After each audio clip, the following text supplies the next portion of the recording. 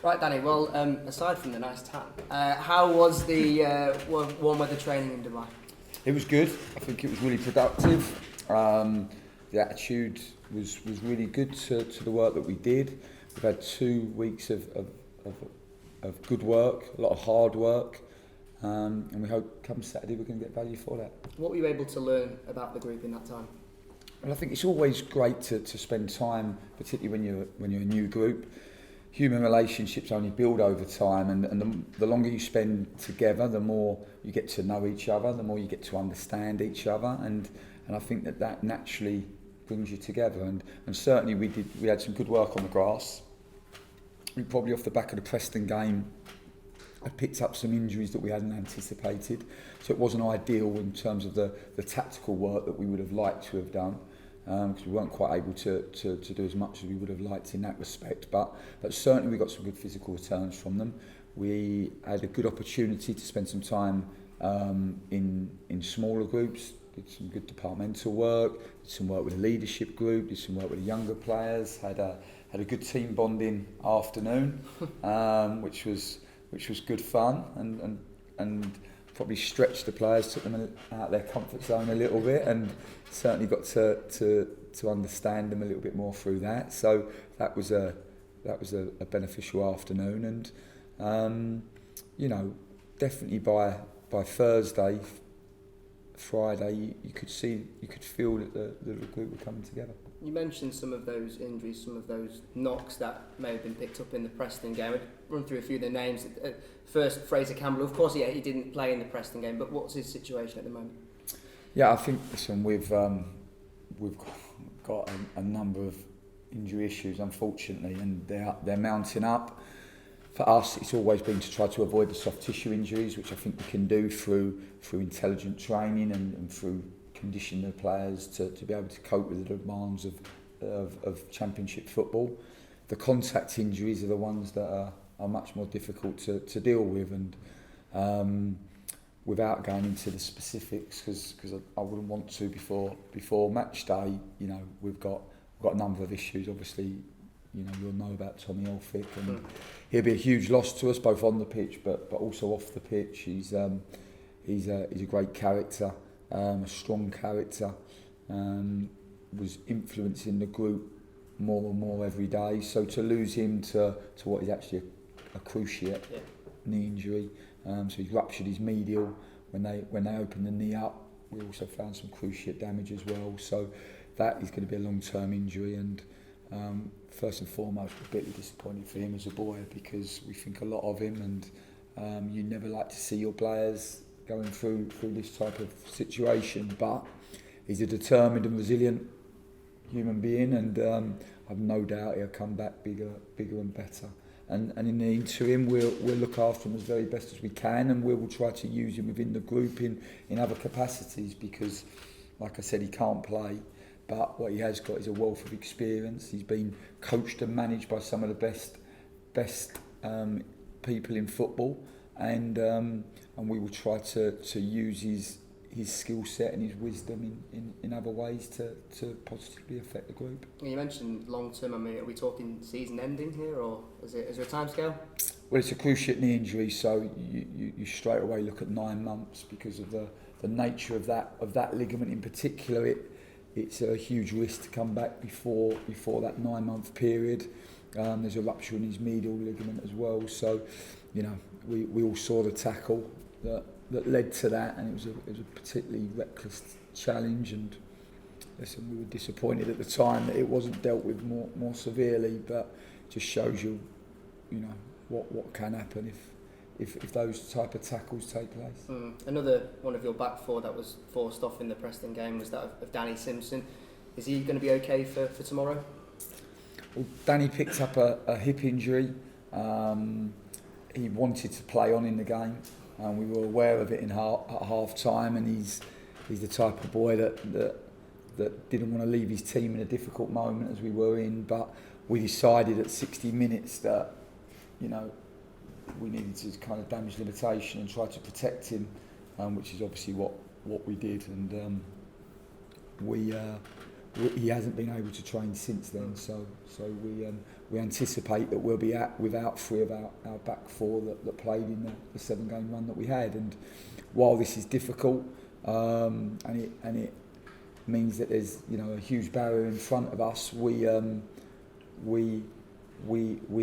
as a group are determined to try to find a way to overcome that barrier. And if you can't go over it, and you can't go around it, then maybe you've got to try to go through it. And for us, we understand what the challenge is in front of us tomorrow, but we're really, really focused and really determined as a group not to make excuses, but to find a way, and that's what we intend to do. One would assume then that third being Jaden Brown. Yeah, Jaden obviously picked up an ankle injury in a tackle at Brentford, so no, he won't be available to us either, and that's unfortunately where it is. Like I said, the soft tissue injuries are something that you can normally you always want to avoid. The contact injuries are the ones that there's not so much you can do, and with these three, there's not too much that we can do, unfortunately. You talk about then tackling through that barrier. I suppose then it presents opportunities for other players and working around that. Jon Stankovic, of course, came on in the Preston game, but the likes of Terence Congolo, he can play at centre-half as well. How will you look to try and work around the injuries that you've got? Well, I think that is the challenge, isn't it? And, if you look at someone like Lewis O'Brien and Jaden, then maybe their opportunities wouldn't have come around if it hadn't have been for injuries.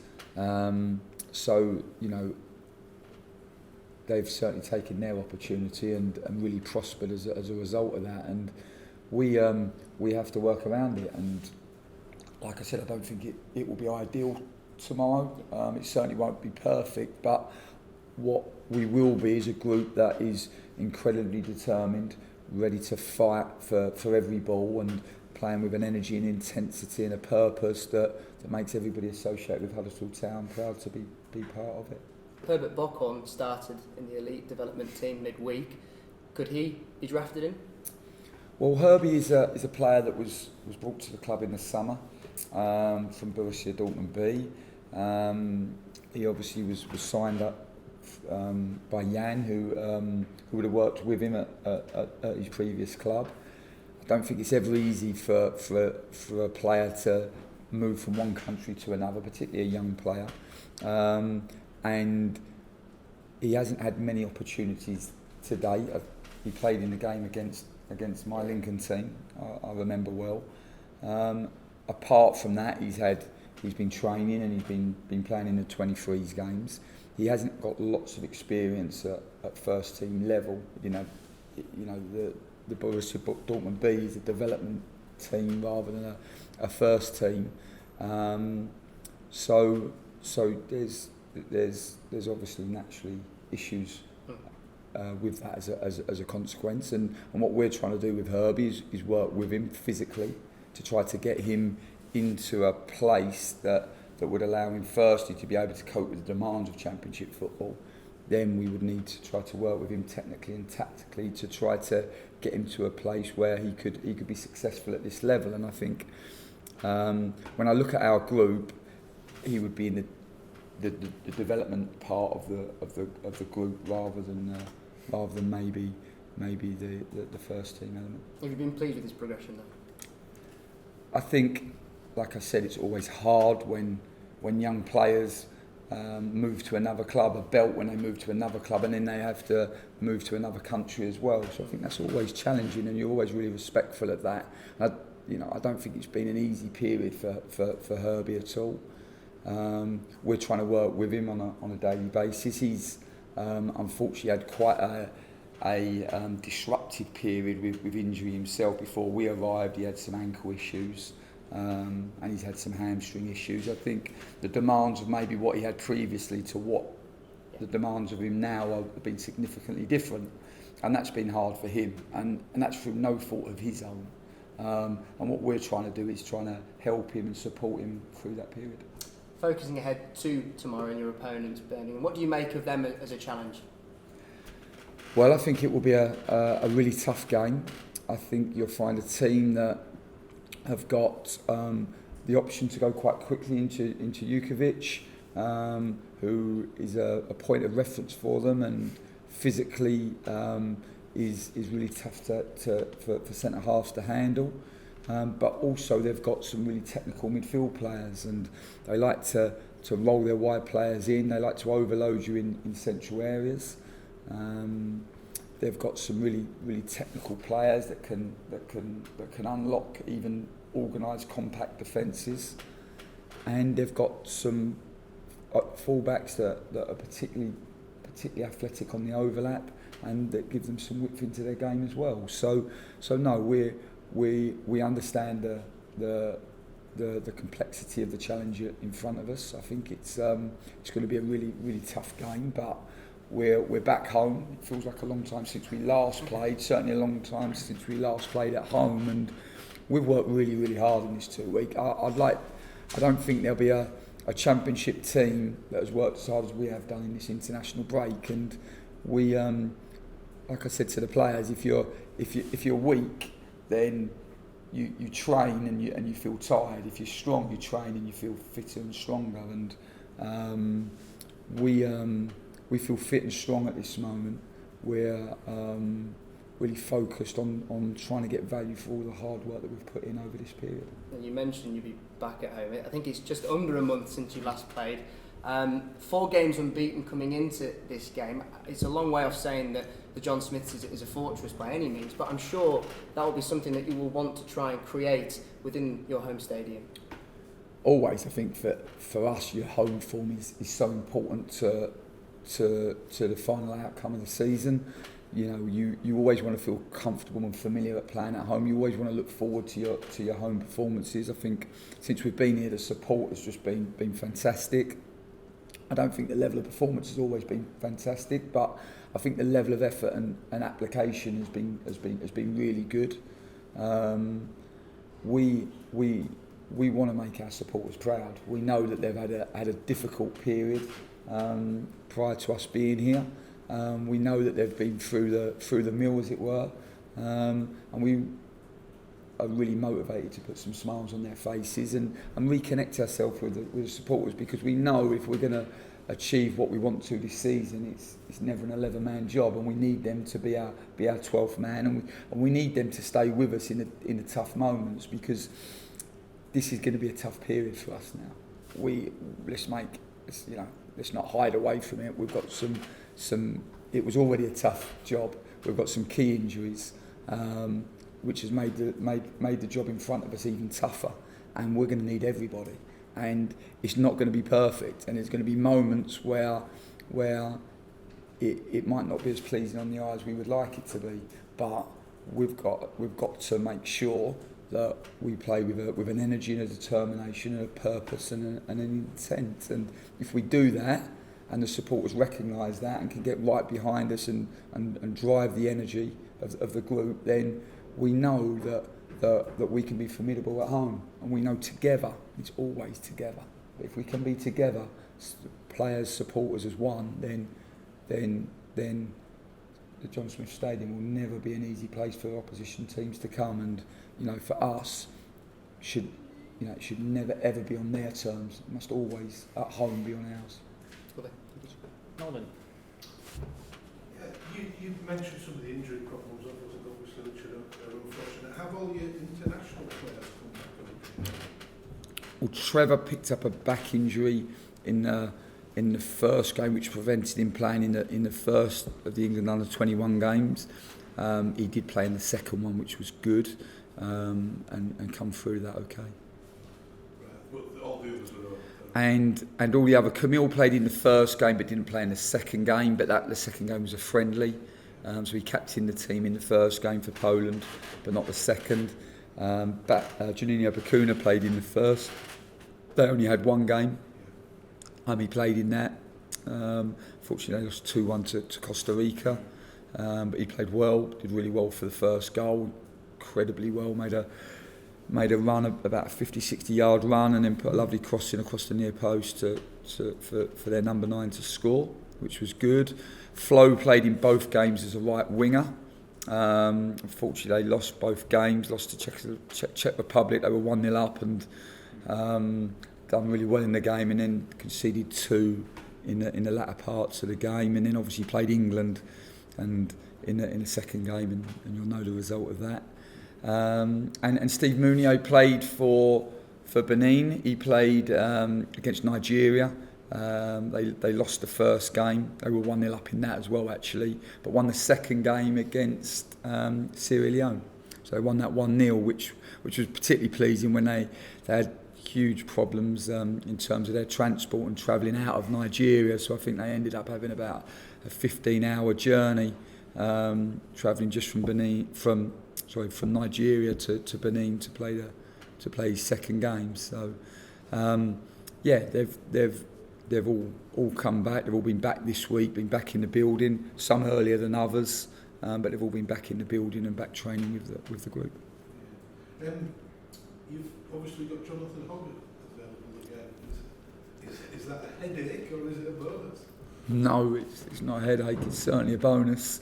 Jonathan Hogg is one of those players and one of those individuals that, for the uneducated eye, maybe they don't know what they've got until they haven't got it. But certainly anyone who come to the Preston game would have seen how much of a loss he was to us as a group. He's an incredibly strong man.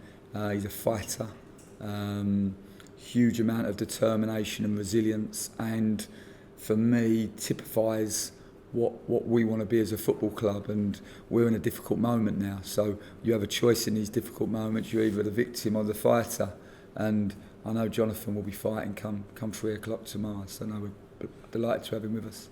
Yeah, just for clarity, is Trevor a doubt for Saturday? No, we're hopeful that Trevor will be available. Like I said, it was a back injury that he played, that he carried into the first England under-21 match, but he played in the second, played centre half in the second against Holland.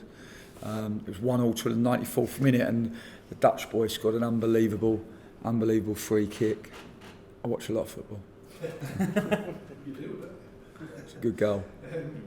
The closing stages at Preston, Alex Pritchard made a very big impact. Is it time for him to start? Well, I thought him and Steve Mounier were definitely the overriding positives from what was a disappointing day for us at Preston. I thought at 60 minutes when the pair of them come on, they made a huge difference to the flow of the game. Gave us a real control in the game, and we found that Baka found a great first goal, probably one that should be talked about a lot more, and certainly if we'd drawn the game or won the game, I suppose it would have been spoken a lot more about, but it was a brilliant individual goal, and then Pritchard has that chance, the header and the clearance off the line, which could have made it 3-2 and made it interesting in the last quarter of an hour. So no, both come back in. Pritchard's been able to train now for a regular period of time, which has been a positive. And, you know, we all know Alex and the quality that he has. He has that kind of je ne sais quoi, that ability just to drop bombs and affect the outcome of games. So no, we've missed him certainly, to not have him available to us for the first 45, 50 days, and then to kind of carry him on the bench and only really be able to use him, particularly in that early period if we really needed to, was kind of frustrating for everybody concerned, really. But now the fact that he's been able to train regularly, we've been rightly so, because he's such a precious player to us. We've been really gradual and progressive with his rehabilitation, but now he's in a place to hopefully impact and help the team, whether from the bench or from the start. Yeah. Birmingham, obviously, they've not scored a massive amount of goals, but the shot statistics indicate that they just go for it. They're going to come and attack, and they're going to come and try and put us under pressure. Have you prepared your team to be for a massive onslaught, even though you're at home? I think they're a positive team. Yeah, I think they are able to play quite quickly into Jukovic. I think they are also able to be quite progressive and particularly in the middle third. They've got a lot of technical players, a lot of good ball handlers. You watch their wingers roll in and the wingers link with each other. winger to winger, which is not something you see too much of, but certainly they want to hurt you in the inside space.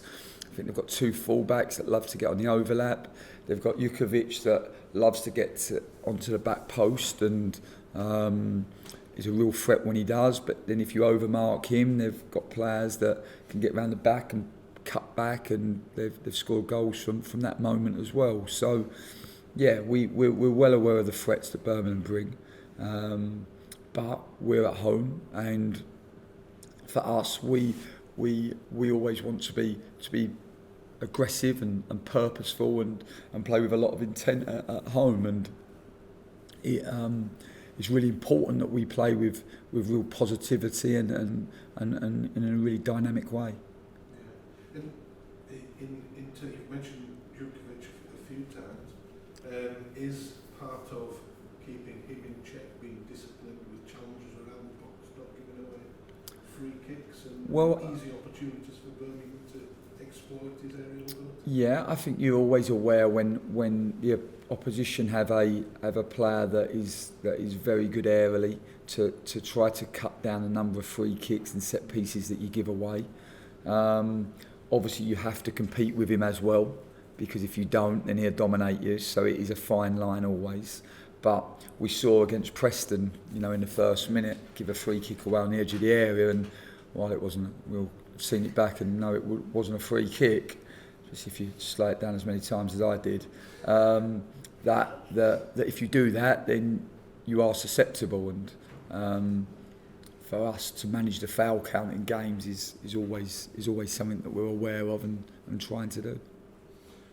Obviously you've got to find an option for filling in for Tommy Elphick, unfortunately long term by the sound of it.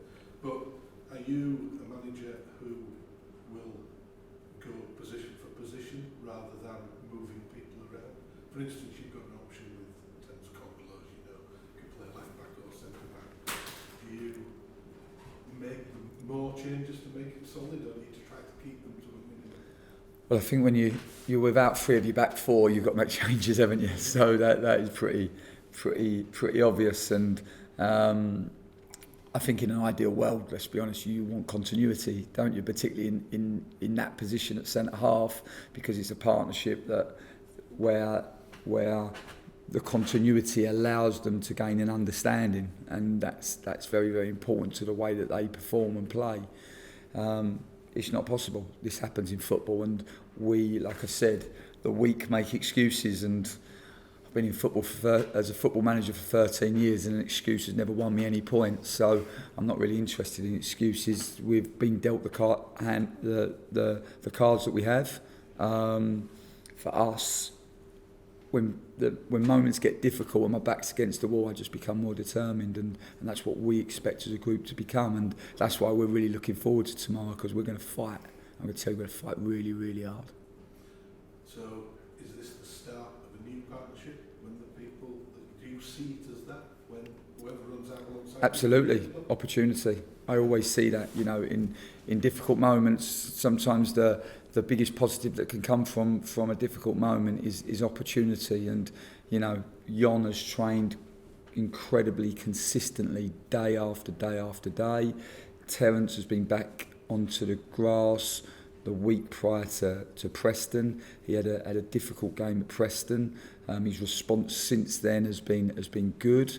I felt probably from Thursday in Dubai you started to see the real Terence Congola and what he's capable of. Certainly he took that into the early part of this week, and we have to decide, who plays where, and how we can find the best blend, because it's not always about the best players. What it is about trying to find the best blend and the players that complement each other, and that's what we'll be trying to do come tomorrow. Ben? All right. Cool. Ollie? Would you say there's a bit of added pressure, considering the next 3 games after Birmingham, you've got 3 teams in the top 6 to get the victory against Birmingham? We don't see it like that. We just see it as an opportunity. We're 4 unbeaten at home. We want to be 5 unbeaten. We know we've got lots of difficult games. We've got 10 games between now and January the 1st. So there's a lot of football to be played.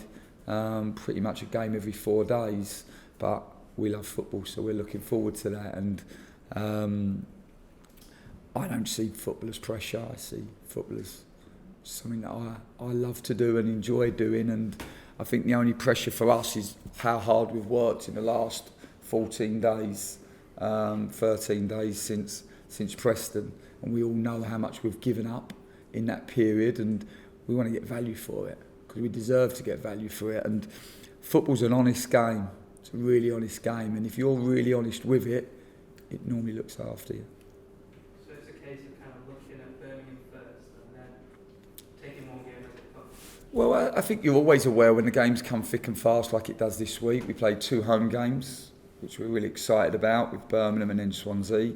And then we played Bristol City on the Saturday. So I think our focus is always on the next game, but you're always aware of what is to come, and you always have to plan for what is to come, because otherwise you wouldn't be doing your job properly. So we're always looking at short, medium and long term, and we periodise our training across 6-week blocks. So we're always planning for the future, because you need to do that if you're going to get the future